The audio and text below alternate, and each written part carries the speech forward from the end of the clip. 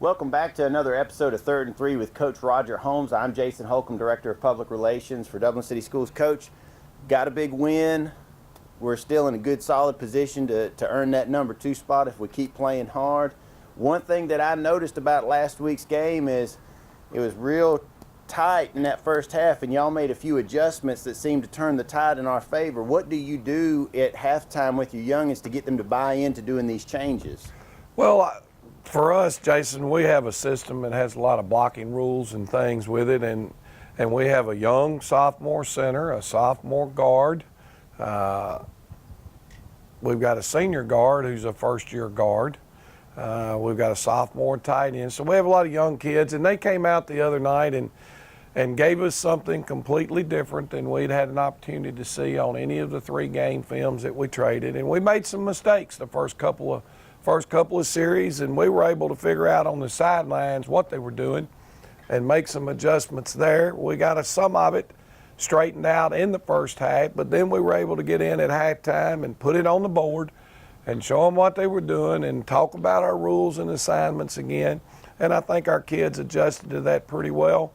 And to be honest with you, a lot of times that depends on your players, how in tune they are to understanding the system. Right. And that takes time, and you know, we've had teams here before that we could come in and put something on the board that we've never run before per se, and they could go execute it.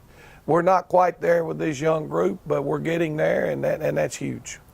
Well, that's wonderful that we're able to step up. Defense played very strong there toward the end, held off a comeback attempt by the Patriots, but we don't get to rest for too long. We got another Macon school, and this time we have to go to them. And, you know, we talk about leprechauns at the Shamrock Bowl. There's all kinds of crazy mess that happens in Macon. Well, it is, and then we've got Northeast Macon, a much improved football team, scary, skilled athletes on the perimeter and in the backfield.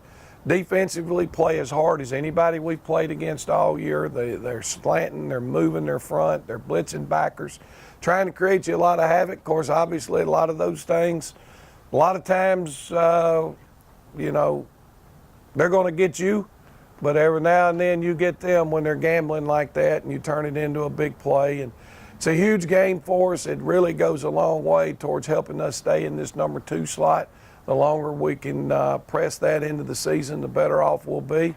We just need a great crowd there Friday night, because last year our trip to Macon at Southwest might have been the worst game we played all year last year. So need a good showing from the green and gold. That's what we want to see, and it's not a long drive. It's not hard to find. If I remember right, it's just heading up toward the old mall, and you hang a right. Isn't that right? That's it, yeah. It's real easy. We'll put it up there for you so you can see the directions, but we hope that you'll come out and help support these boys, because if I remember right, we're going to have another little break next week, right? We'll have open date next week and finish the regular season with Washington County and hopefully be moving into the playoffs. Well, I wouldn't complain about that, and I wouldn't complain about getting to have one extra game in Shamrock Bowl. Those never get old for me. There's something about being out here, especially when it's crisp like it is today. Well, Coach, talk about some of the guys that contributed to last week's adjustments and to that victory. Well, last week, Jaquez Evans had a huge night for us. He was in on 14 tackles. Steve Linton had a couple of sacks and had another tackle for loss, and that was huge. You know, offensively, we had 2 running backs go for over 100 yards, and Jermaine Cooley and Cortavius Mitchell.